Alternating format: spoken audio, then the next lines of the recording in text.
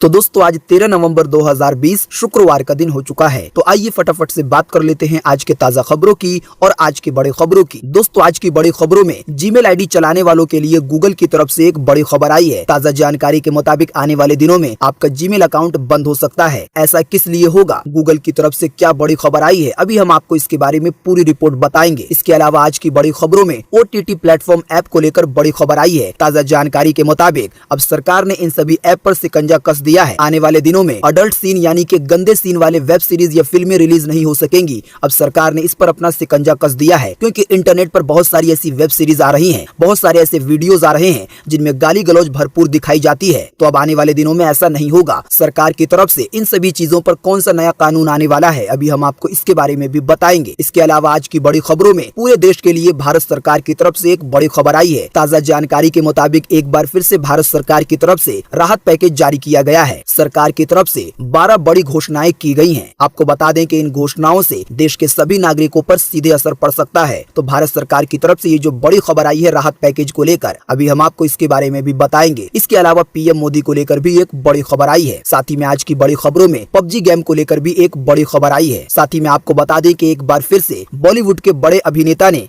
आत्महत्या कर ली है। तो अभी हम आपको इस बारे में भी बताएंगे कि वो बड़े अभिनेता कौन से हैं। तो दोस्तों आज की इस वीडियो में हम आपको इन्हीं सब महत्वपूर्ण खबरों के बारे में बताने वाले हैं। तो इसीलिए वीडियो को थोड़ा सा भी भगाए बिना ध्यान से आखिर तक देखें, ताकि कोई भी जानकारी मिस ना हो। वीडियो में आगे जाने से पहले बस आपसे छोटी सी रिक्वेस्ट है कि आप इस वीडियो को लाइक कर दें और शेयर कर दें, क्योंकि आपका लाइक और शेयर करना ही हमारी मेहनत का फल होता है। तो आइए बिना देर किए चलते हैं सीधे आज की पहली बड़ी खबर की तरफ। और आज की पहली बड़ी खबर में सबसे पहले आपके लिए पेश है चीनी बीमारी का बिल्कुल ताजा अपडेट अपने भारत की तरफ से। जैसा कि आप देख सकते हैं अपनी स्क्रीन पर, चीनी बीमारी का बिल्कुल ताजा अपडेट आपके सामने है। ताजा मिली जानकारी के मुताबिक एक बार फिर से 43,000 से ज्यादा नए मामले सामने आए हैं चीनी बीमारी के। और इन नए मामलों के आने के बाद अब हमारे भारत में चीनी बीमारी के टोटल मरीजों की संख्या 87,27,900 हो गई है। आपको बता दें कि इन टोटल मरीजों में से अभी तक 1,28,686 लोगों की जान जा चुकी है। बीते रोज भी लगभग 24 घंटे में 500 से ज्यादा लोगों की जान गई है चीनी बीमारी की वजह से, सिर्फ हमारे भारत में। लेकिन अच्छी बात ये रही कि बीते रोज लगभग 24 घंटे में 48,000 से ज्यादा लोग ठीक भी हुए हैं चीनी बीमारी से। ठीक होने वाले टोटल लोगों की संख्या 81,13,345 हो गई है। इसके अलावा अब जो लोग बचे हैं, जिन लोगों का अभी भी इलाज चल रहा है, तो उनकी संख्या अब हमारे भारत में 4,83,952 हो गई है। बात करेंगे आज के अगले बड़े खबर की, तो हो जाइए अलर्ट, बंद हो सकता है आपका जीमेल अकाउंट। कंपनी लेने जा रही है ये बड़ा फैसला। जी हाँ, सभी जीमेल यूजर के लिए बड़ी खबर है। ताजा जानकारी के मुताबिक गूगल कंपनी जल्द ही आपका जीमेल अकाउंट बंद कर सकता है। हालांकि हो सकता है कि आपको ये बात सुनकर यकीन नहीं हो, लेकिन ये बिल्कुल सच है। दरअसल कंपनी अपने यूजर के अकाउंट के लिए नई पॉलिसी लागू करने की तैयारी कर रही है, जिसके मुताबिक अगर आप 2 साल से जीमेल अकाउंट में या गूगल ड्राइव में या गूगल फोटो को लेकर इनएक्टिव रहेंगे, तो कंपनी अपने उन प्रोडक्ट में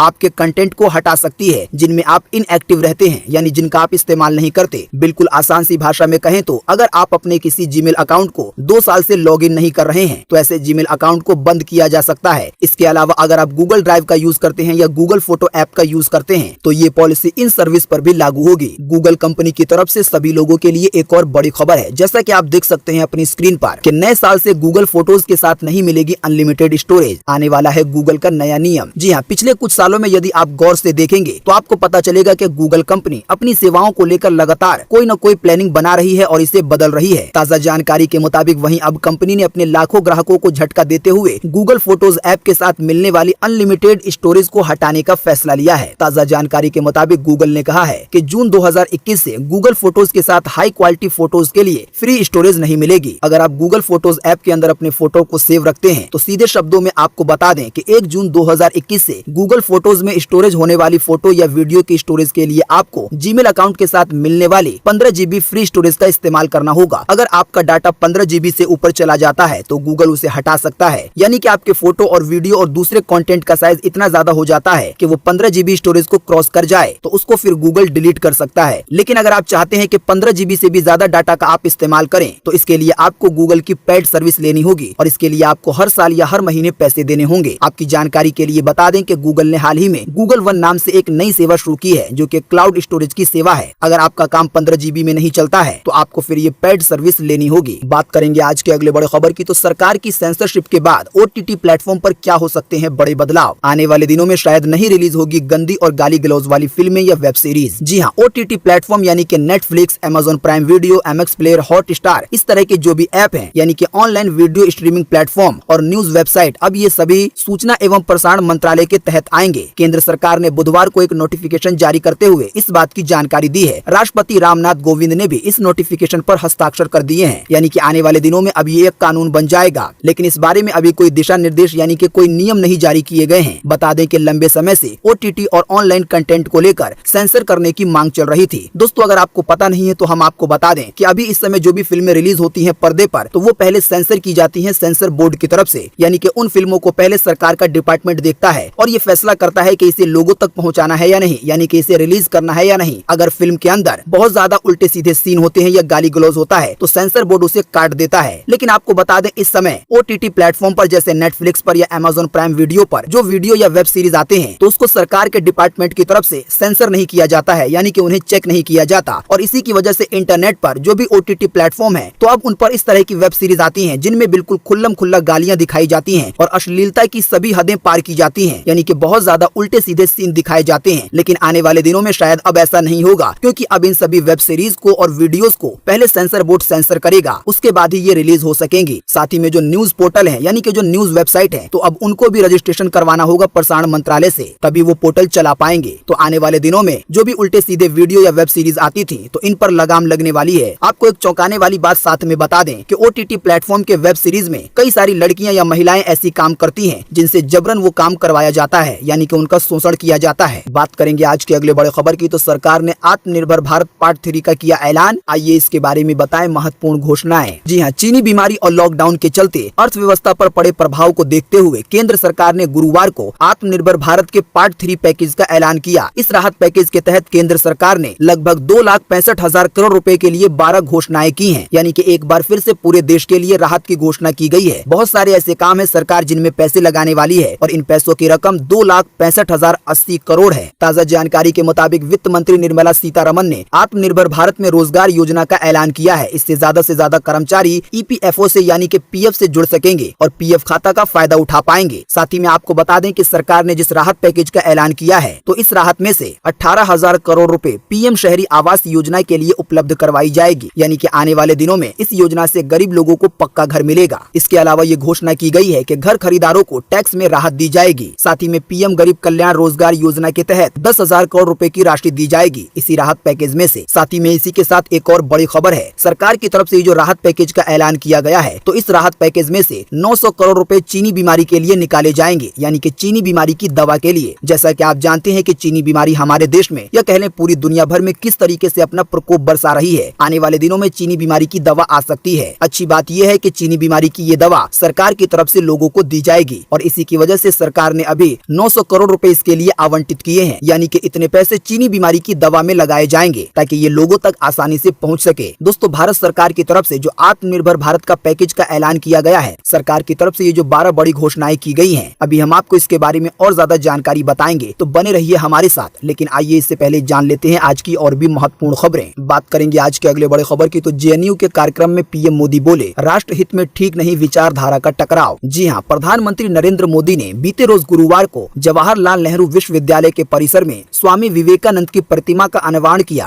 प्रधानमंत्री ने ये काम वीडियो कॉन्फ्रेंसिंग के जरिए किया। आपको बता दें, इसी मौके पर PM मोदी ने पूरे देश के लिए बहुत सारी बातें बताई, यानी एक बार फिर से PM मोदी ने देश को संबोधित किया। ताजा जानकारी के मुताबिक PM मोदी ने एक जो बहुत महत्वपूर्ण बात बताई वो आपकी स्क्रीन पर है। PM मोदी ने कहा कि राष्ट्र के हित में ठीक नहीं है विचारधाराओं का टकराव, यानी PM मोदी का कहने का मतलब शायद ये है कि हमारे देश के हित में हमारा देश हमेशा अच्छा रहे, इसके लिए विचारधाराओं का टकराव सही नहीं है। जैसा कि आप जानते हैं कि हमारे देश में कई धर्म के लोग रहते हैं, कई जाति के लोग रहते हैं, इसीलिए इन सभी के विचार अलग अलग हैं। PM मोदी का कहने का मतलब है कि जब देश की बात हो और जब राष्ट्र के हित की बात हो तो विचारधाराओं का टकराव नहीं होना चाहिए। PM मोदी ने ये जो संबोधन दिया है तो इसका एक वीडियो भी आया है। अगर आप इसकी और भी ज्यादा महत्वपूर्ण बातें जानना चाहते हैं तो हम आपको अभी थोड़ी देर में बताएंगे कि PM मोदी का आप ये वीडियो कहां पर देख सकते हैं, तो बने रहिए हमारे साथ। बात करेंगे आज के अगले बड़े खबर की, तो बैटरी से चलने वाला मास्क देगा घुटन से पूरी आजादी, बार बार चेहरे से हटाना नहीं होगा मास्क। जी हाँ, राजधानी दिल्ली के डॉक्टरों को लंबी ड्यूटी के दौरान लगातार मास्क पहनने से होने वाली परेशानी का अब सामना नहीं करना पड़ेगा। दिल्ली सरकार ने ट्रायल के तौर पर उन्हें एक ऐसा मास्क दिया है जो कि बैटरी से चलता है। इस मास्क में एक तरफ से स्वच्छ हवा प्रवेश करती है तो दूसरी तरफ से प्रदूषित हवा बाहर निकल जाती है। मास्क बनाने वालों ने इस बात का दावा किया है कि अगर कोई इस मास्क को लंबे समय तक पहनेगा तब भी उसको घुटन जैसी शिकायत नहीं होगी। अगर आप मास्क पहनते होंगे तो आपको पता होगा कि लगातार कई घंटों तक मास्क पहनने से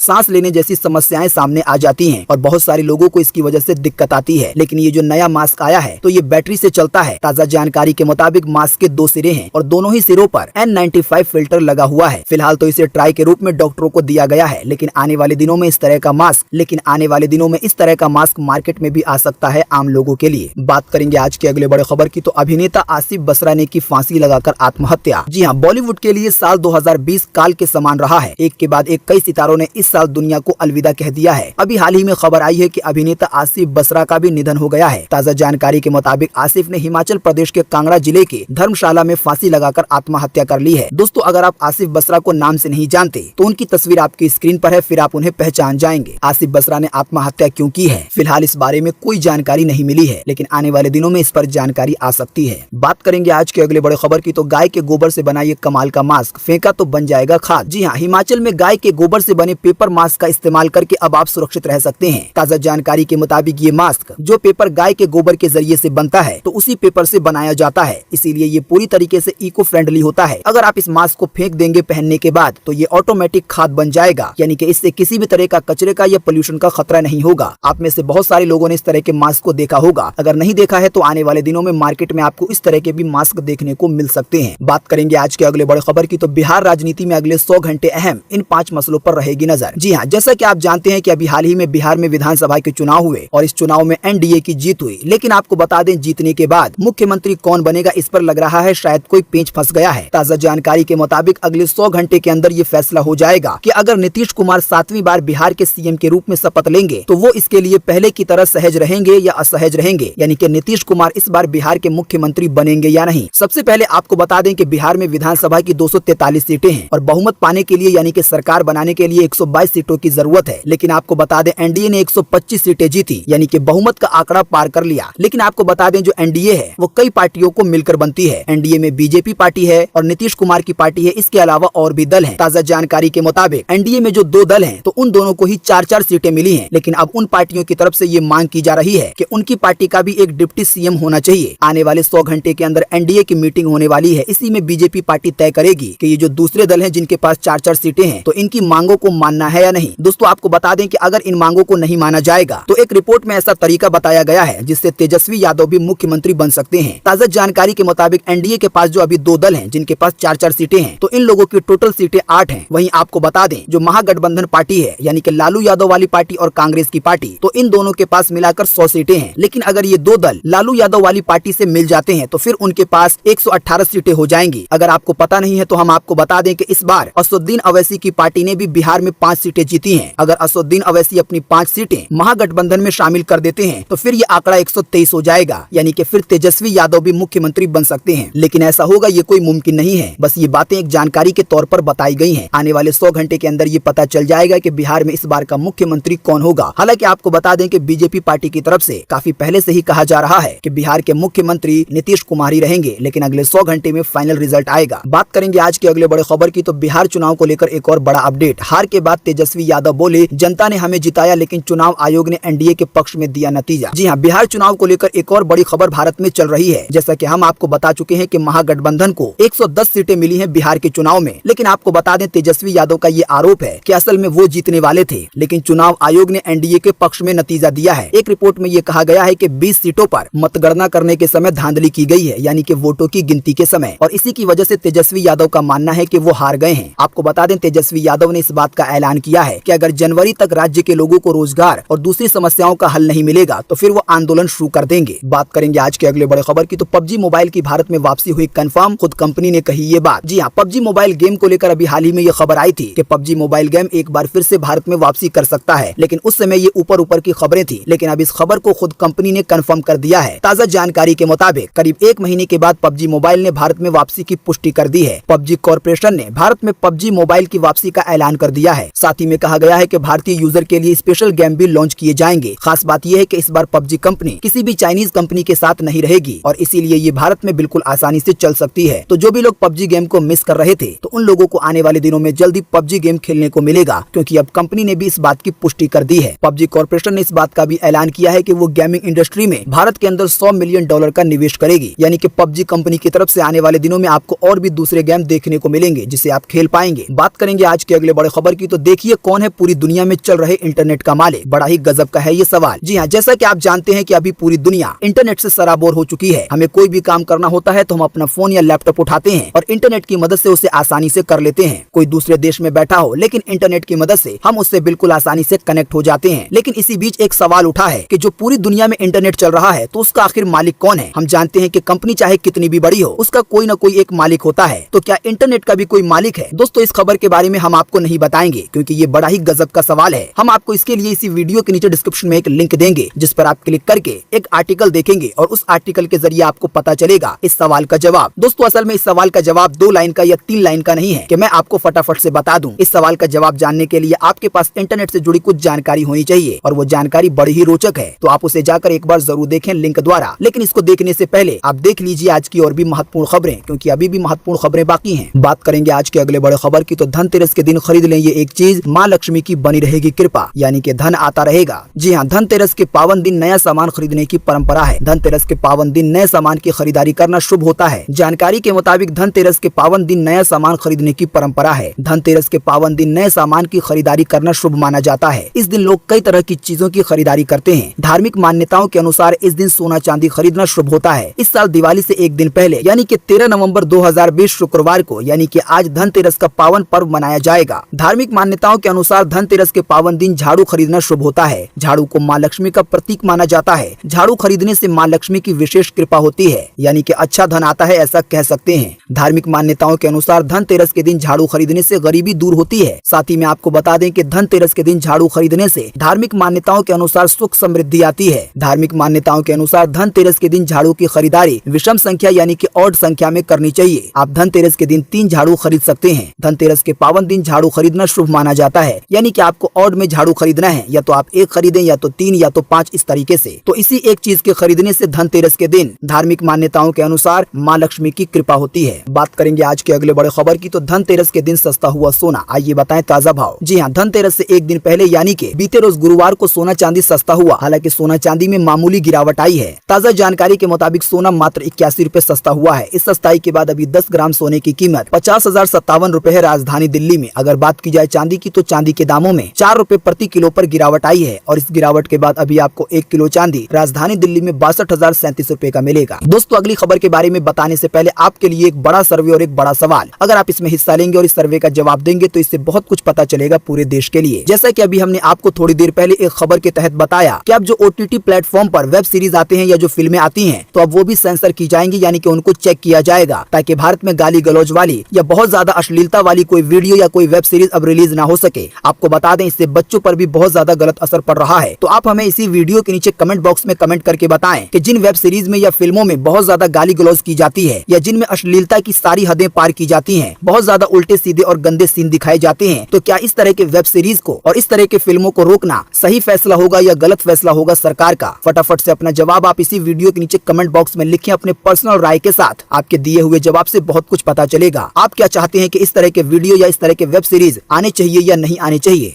बात करेंगे आज के अगले बड़े खबर की, तो इस बिजनेस से होगी बम्पर कमाई। मोदी सरकार ने किया है बड़ी राहत का ऐलान। जी हाँ, जैसा कि अभी हमने आपको थोड़ी देर पहले बताया कि भारत सरकार की तरफ से एक पैकेज का ऐलान किया गया है। आपको बता दें इसी राशि से 6,200 करोड़ रुपए की PLI देने का ऐलान किया गया है। आपको बिल्कुल आसान सी भाषा में बताएं तो अगर आप LED लाइट का बिजनेस शुरू करेंगे तो आपको सरकार की तरफ से मदद की जाएगी आपका बिजनेस चलाने में और आपके बिजनेस को खोलने में। आपको बता दें ऐसे ही 10 बड़े काम है जिनको बढ़ावा देने के लिए, नया बिजनेस खुलवाने के लिए या उनको चलाने के लिए सरकार मदद करेगी इस प्रोत्साहन राशि के जरिए। ताजा जानकारी के मुताबिक अगर आप इस बिजनेस को शुरू करना चाहते हैं तो आपको एक छोटी सी ट्रेनिंग लेनी होगी, जिसके लिए आप भारतीय विद्यापीठ डीम्ड यूनिवर्सिटी में जा सकते हैं। आपको अधिक जानकारी भी वहां प्राप्त हो जाएगी। दोस्तों, इसके अलावा हम आपको इसी वीडियो के नीचे डिस्क्रिप्शन में एक लिंक देंगे जिस पर आप क्लिक करके भारत सरकार की तरफ से जो पैकेज का ऐलान किया गया है आप इसके बारे में और ज्यादा अधिक जानकारी प्राप्त कर पाएंगे। अगर हम सभी 12 घोषणाओं को एक एक करके विस्तार से बताएंगे तो वीडियो काफी ज्यादा लंबा होगा, इसीलिए इस जानकारी के लिए हम आपको एक लिंक दे रहे हैं ताकि आप बिल्कुल आसानी से सरकार ने जो 12 बड़ी घोषणाएं की हैं आत्मनिर्भर पैकेज को लेकर आप उसके बारे में जान पाएंगे। इसके अलावा हम आपको इसी वीडियो के नीचे डिस्क्रिप्शन में एक और लिंक देंगे जिस पर आप क्लिक करके पीएम मोदी के नए संबोधन को सुन पाएंगे जो कि पीएम मोदी ने जेएनयू के कार्यक्रम में दिया है। बात करेंगे आज के अगले बड़े खबर की, तो दिल्ली के दिल में बसेगा यूरोप। 2021 में आपको मिलेगा विदेश में घूमने जैसा फील। जी हाँ, जब कोई विदेश से घूमकर वापस भारत आता है तो वो वहाँ की सड़कों की तारीफ करता नहीं थकता। खास करके यूरोपीय देशों की चौड़ी चमकती सड़कें हर किसी को आकर्षित करती हैं। लेकिन अगर आपको यूरोप की सड़कों का आनंद दिल्ली में घूमते हुए मिले तो कैसा लगेगा? जी हाँ, दिल्ली के ट्रैफिक को देखते हुए ये बात कुछ अटपटी सी लगती है, लेकिन ये सच है कि अब दिल्ली की सड़कें भी यूरोप की सड़कों की तर्ज पर विकसित की जाएंगी। दिल्ली सरकार ने इसका ऐलान किया है। आने वाले दिनों में जल्द ही ताज़ा जानकारी के मुताबिक सबसे पहले दिल्ली के अंदर ट्राई के तौर पर यानी कि पायलट प्रोजेक्ट के रूप में 7 सड़कों को इस तरीके से बनाया जाएगा जिस तरीके से विदेशों में यानी कि यूरोप में सड़कें होती हैं। इसके बाद दिल्ली के और भी जगहों पर इस तरह की सड़कें बनाई जाएंगी। यानी कि अगर दिल्ली में प्रदूषण न रहे, हरियाली आ जाए और रोड इस तरीके के रहें तो दिल्ली किसी यूरोप के देश से कम नहीं होगा। बात करेंगे आज के अगले बड़े खबर की, तो देखें वीडियो। नदी में इतना ज्यादा जमा हुआ कचरा कि उस पर चलने लगा आदमी। जी हाँ, जैसा कि आप जानते हैं कि पोल्यूशन, कूड़ा कचरा बहुत बड़ी मुसीबत है सभी जगहों के लिए। लेकिन आपको बता दें, एक नदी का वीडियो अभी सोशल मीडिया पर बहुत तेजी से वायरल हो रहा है। ताज़ा जानकारी के मुताबिक इस नदी में इतना ज्यादा कूड़ा हो गया है कि इस पर एक आदमी चल भी रहा है, यानी कि नदी पूरी तरीके से छुप गई है। हालांकि ये नदी कोई छोटी नदी नहीं है। ताज़ा जानकारी में ये बताया गया है कि ये नदी लगभग 36 किलोमीटर दूर तक बहती है। उसके बावजूद भी इसमें इतना ज्यादा कचरा है कि इस पर एक आदमी चल रहा है और इसका एक वीडियो भी वायरल हुआ है। इतने सारे कचरे के दौरान नदी किस तरीके से बहती है आप वीडियो में इसे भी देख पाएंगे। आपको बता दें जानकारी के लिए कि ये नदी ब्राजील में है। हम जो आपको लिंक देंगे आप उसके द्वारा इस नदी का वीडियो देख पाएंगे। बात करेंगे आज के अगले बड़े खबर की, तो किसान रेल के बाद अब किसान उड़ान। फल सब्जियों की ढुलाई पर लगेगा आधा किराया। जी हाँ, अगले 2 सालों में किसानों की आमदनी बढ़ाकर 2 गुनी करने के टारगेट को पूरा करने के लिए केंद्र की मोदी सरकार लगातार काम कर रही है। तो इसी कड़ी में सरकार ने पूर्वोत्तर राज्यों के ताज़ा फल सब्जियों को देश के कोने कोने तक मुहैया करवाने के लिए हवाई किराए में 50% की सब्सिडी देने का ऐलान किया है। यानी कि जो भी किसान अपनी सब्जियों को, फलों को हवाई जहाज के जरिए भी भेजेंगे तो उनको आधा ही किराया देना होगा। बात करेंगे आज के अगले बड़े खबर की, तो वैज्ञानिकों को मिली बड़ी सफलता। महज 30 सेकंड में खत्म होगी चीनी बीमारी। जी हाँ, चीनी बीमारी का संक्रमण पूरे देश में नहीं बल्कि पूरी दुनिया में बहुत तेजी से फैल रहा है। वैज्ञानिक अपनी तरफ से पूरी कोशिश कर रहे हैं कि इसकी कोई न कोई दवा आ जाए। इसी कड़ी में वैज्ञानिकों के एक नए शोध के मुताबिक अब चीनी बीमारी को कुछ सेकंड के अंदर खत्म किया जाएगा। एक ऐसे स्प्रे को इजाद किया गया है। दरअसल वैज्ञानिकों ने एक 3D प्रिंटर से प्रेशर प्लाज्मा जेट स्प्रे बनाया है जिसमें महज 30 सेकंड में चीनी बीमारी को खत्म किया जा सकता है। आपको बिल्कुल आसान सी भाषा में समझाएं तो इस स्प्रे के जरिए आप लोहे पर से या चमड़े पर से या प्लास्टिक के सतह पर से चीनी बीमारी को मात्र 30 सेकंड में खत्म कर पाएंगे। यानी कि आप ये स्प्रे उस जगह पर छिड़केंगे, अगर वहाँ पर चीनी बीमारी का कीटाणु होगा तो वो 30 सेकंड के अंदर खत्म हो जाएगा रिपोर्ट के मुताबिक। बात करेंगे आज के अगले बड़े खबर की, तो 18 साल से ऊपर है उम्र तो यहाँ करें सरकारी नौकरी के लिए अप्लाई। जी हाँ, जैसा कि आप जानते होंगे कि लगभग हर कोई सरकारी नौकरी की चाहत रखता है। वो चाहता है कि उसकी सरकारी नौकरी लग जाए। आपको बता दें, लोगों के इसी सपने को पूरा करने के लिए UPPCL की तरफ से कई पदों पर भर्तियां निकाली गई हैं। जो भी लोग इस वाली वैकेंसी की योग्यताओं को पूरा करते हैं तो वो लोग इसमें आवेदन कर सकते हैं। आवेदन की अंतिम तारीख 28 दिसंबर 2020 है। वैसे हम आपको इसी वीडियो के नीचे डिस्क्रिप्शन में एक लिंक दे देंगे जिस पर आप क्लिक करके इस वाली वैकेंसी के बारे में अधिक जानकारी प्राप्त कर पाएंगे। यानी आप जान पाएंगे कि कैसे अप्लाई करना है, कहां से अप्लाई करना है, अप्लाई करने के लिए क्या क्वालिफिकेशन, क्या योग्यता होनी चाहिए। तो दोस्तों, आज 13 नवंबर 2020 की यही ताज़ा खबरें थी और महत्वपूर्ण खबरें थी। उम्मीद करते हैं कि इससे आपको काफी कुछ जानकारी मिली होगी। हम बस इसके बदले में आपसे इतना ही चाहते हैं कि आप इस वीडियो को लाइक कर दें और शेयर कर दें, क्योंकि आपका लाइक और शेयर करना ही हमारी मेहनत का फल होता है। वीडियो देखने के लिए आपका बहुत बहुत धन्यवाद। Thanks for watching.